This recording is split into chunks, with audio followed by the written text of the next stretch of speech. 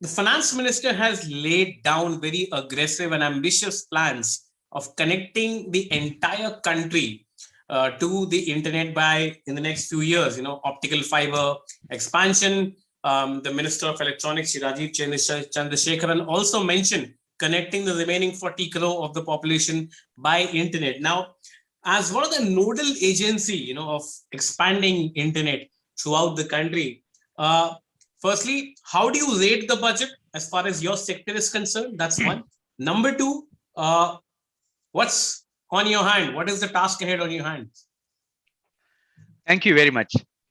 First of all, let me talk about the budget provisions which Honorable Finance Minister has laid down yesterday.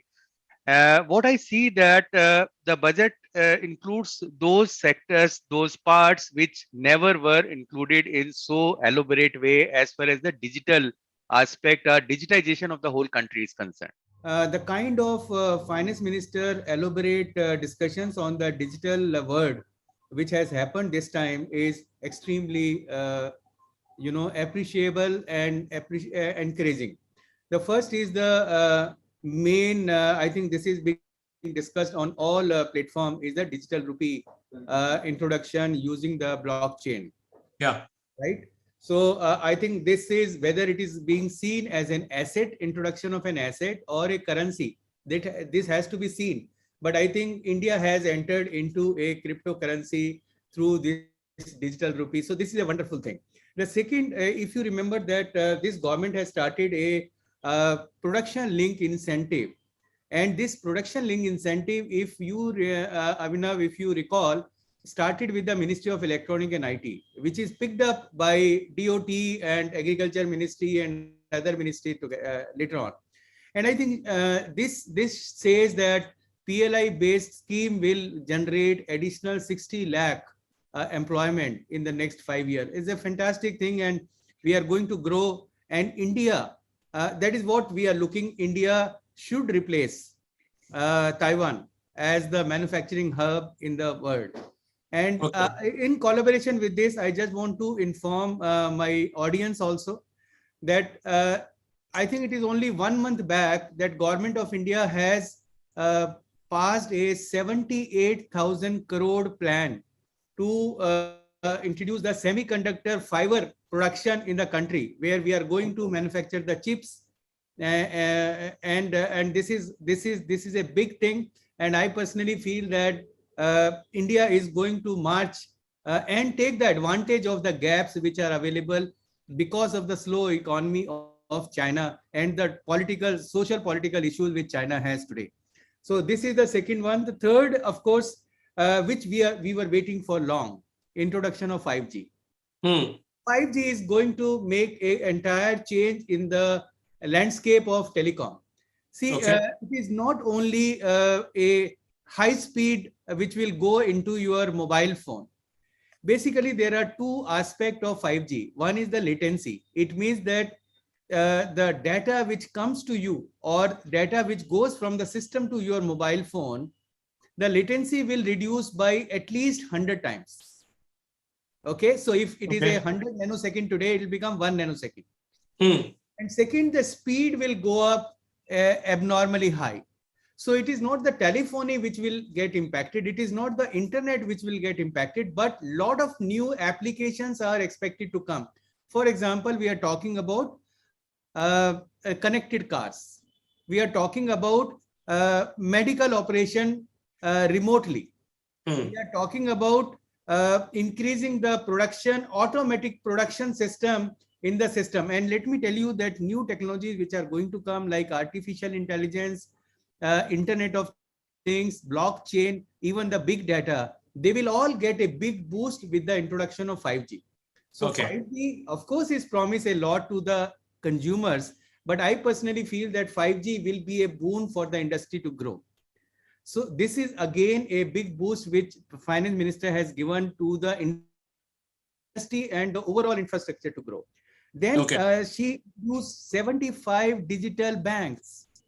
You know, this is something phenomenal, that I am going to be a bank account holder without going to the bank. And I can transact that bank sitting anywhere in the whole world. It means that now bank is in my pocket and I can do those transactions. You try to understand when the Prime Minister introduced the banking to the rural people in the last 2-3 years, you must have seen the kind of growth which has happened in the financial sector. Whether a small amount is there in those banks account, 46 crore, whatever has been added in this, but you see the kind of growth which economy is going to have because of this. So I personally feel introduction of 75 digital bank is a introduction first time by the government of India. But I think private banks will catch up this, and this number of 75 may catch up, may become 75,000 in no times. So this is another Okay. which I personally feel. Then I think all of us are going through a very bad phase of COVID-19 in the last 2 years. And we have seen in second phase, we have lost over dear friends because we were not able to contact hospital. We were not able to get the supplies. We were not able to get the medicine. Introduction of National Digital Health Mission is going to make a lot of changes. How it is going to happen is that you can know all information about the medical fraternity and the nearby infrastructure available sitting in your house. And if a digital aspect is introduced, it means that the middleman is removed from the system. And I personally feel that citizen of India should be able to get a medicine, a treatment, and after surgery treatment also at a much affordable rate and with the expertise which are available, best expertise in the world. And finally, when she introduced the digital university, I was thrilled. I always dream a child, a person who is sitting in a rural area, that child is not able to access the quality of education which is being taught at IIT in Mumbai or Hmm. IIT in Delhi or in Pune. How Okay. is this particular gap?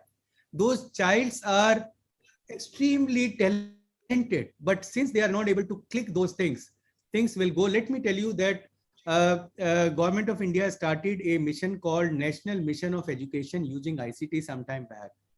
And the basic purpose was to digitize the educational content. So that has come up very well. And let me inform you, because of that, around 240 countries are accessing the digitized educational content prepared by Government of India, by the Indian government.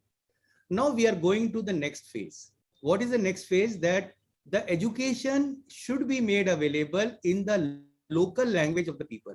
It means that now even the medical education, the engineering education will be available in Bangla, it will be available in Tamil, it will be available in Asmi. So that will change the whole prospect of development in the whole country. So I Okay. personally feel that this particular budget is a boon for digitization, is a boon for digital India. It is a boon for the overall digital infrastructure development in the country.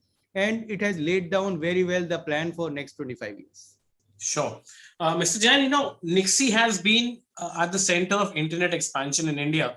Now, when it comes to security, you have been quite vocal about building a safe infrastructure around internet in India, and data centers have been given the status of infra centers in this budget. What's your opinion on security aspect of cyber security, especially of the internet medium and exchange in this country? Because there have been, cases where our power discoms have been attacked by Chinese hackers. There have been hacks originating from Middle East and Europe, especially Hungary. When I talk about the safe infrastructure, the safety of the internet mechanism in the country, what's your opinion and how do you plan to address it? Because I know you are very serious about it. Thank you very much. You have touched upon the subject which is very, very close to my heart. Let me inform to the audience that India is very comfortable from the security point of view, digital security point of view. We are 59th nation. If we say the top one is the highly vulnerable. Now, if we talk about vulnerability, we are much, much below USA, which we are much, much below than Russia and various developed countries. Of course. We are looking at, several aspects. aspect. For example, a major work which Government of India is working is on internet resilience. Okay. What is internet resilience, Abhinav? Is that we take a hypothetical situation when the whole country is disconnected from the world. For example, today, suppose the country get disconnected from the world, then the economy will go to a stop, right? Because we are all connected with the banks, are connected with the internet and everything. Tomorrow we are working in such a situation when it gets disconnected because of any eventuality, which I personally feel is not possible. But if it disconnected, then we are building up the internet resilience in such a way that the internal internet within India will continue to work without any disturbance. In fact, we, you and me, user, will not come to know that this disconnection has happened. So if you see the undersea cable, which are getting disconnected, then one portion of the country get disconnected and we remain disconnected for 14 days to 20 days because undersea cable repair takes huge amount of time. Similarly, if we talk about the satellite communication, which gives the internet connectivity also with us, unfortunately, satellite is very, very stable. There is no doubt in that. But the capacity of throughput through the satellite is very, very less. So we are building up various aspects like alternative to a domain. We are building up alternative to a root zone. We are also talking that critical infrastructure, for example, banks, for example, transport, for example, airlines, for all these critical infrastructure will be doubly secured so that at no failure and no situation, the failure is expected. This is about the overall infrastructure. Coming to the individual. When we come to the individual, is the like your mobile phone, your phone or your laptop or hard disk or my phone can get infected or things can be stolen. So now there are agencies in government as well as in private who are building up these kind of software which will be inbuilt and they will be available when you are purchasing. You don't have to purchase it separately. So that will make all your data and communication safe. And we will, in case of any eventuality, in case it is not possible for any technology to guarantee you that 100% you will not get disconnected or something like that, your data will remain untouched. You can recover that data at any time. So I personally feel that we are moving in a era which is a totally digital security safety era. And we hope that Government of India should be able to deliver the internet resilience. And one more thing I want to tell you, that internet resilience in the world is only implemented by 3 more countries. That is Russia, China, and Singapore.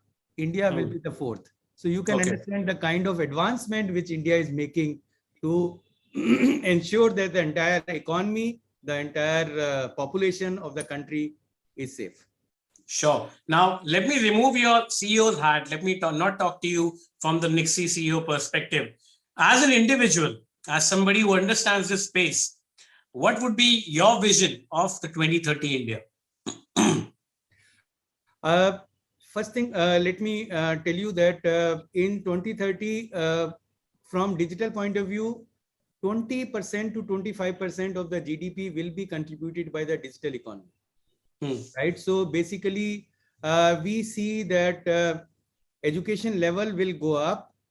Many people will get connected with the internet governance, with the internet application, with the internet industries. So this is one. And second, I personally feel, which we are able to see, India is going to be the, if not number 1 leader, but at least number 1, number 2 position leader in internet technology, applications, and delivery of internet in the world. In fact, today we are talking that let us not look at the outside. India is a tiger in the internet in itself. And we have to now start projecting ourselves at the international forum in such a way that India should lead and India should be seen as a big leader. And I am very happy that Narendra Modi is at the helm of the affair as on date with us. And again, I am not with the head of a government or with the CEO of NIXI. I am sure that if this kind of leadership remains available with us, it is not only the India, but we will be a leader outside also. The second aspect which I want to discuss with you is that now Government of India is working with a multilingual internet. It means that 89% of we Indians, I am again repeating, 89% of we Indians do not speak English, do not write English, do not understand English.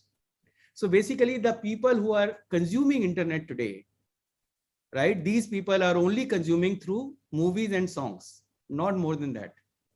Now we are trying to bring those technologies which will help not only those people who are literate but not English literate to use internet, but we are also trying to bring in those people who are illiterate. And how we'll do that?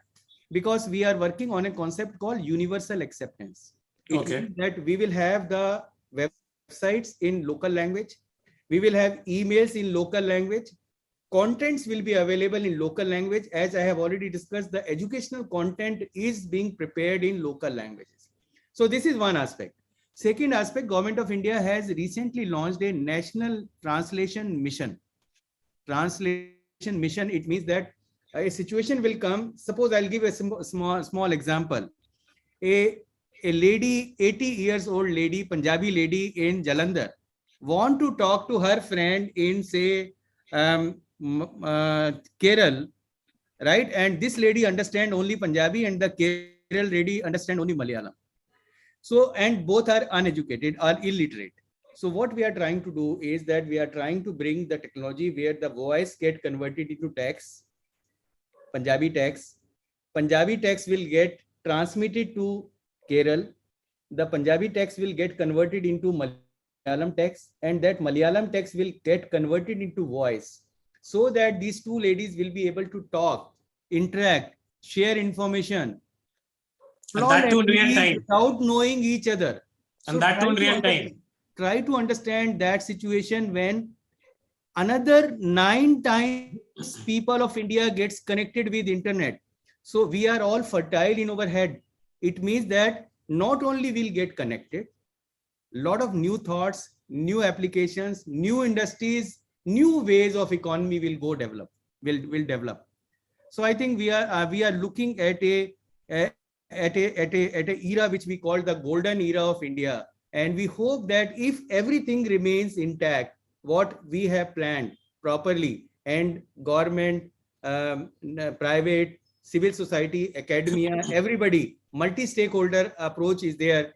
And not only in India, I think we should have over Tiranga at the international level. At the international level. Mr. Jain, closing remarks from you, please. I personally feel that I suggest that citizens of India should encourage their children and themselves also to start getting educated literally in the digital education. This is one. Number two, I personally feel that people should start believing that digital is safe, secure, corruption-free technology. So people should willingly adopt the digital economy. And I wish that they should remove the barrier, whether it is government or it is non-government. The entire industry should come together, should work together, because we are not only creating the infrastructure, we are not creating the economy for the country, but I think we are creating the future for our next generation. Sure. Mr. Jain, thank you so much for talking to Business World. This was indeed a pleasure. Thank you so much for your time and talking to us. Thank you. Thank you very much, and a pleasure for me. Thank you.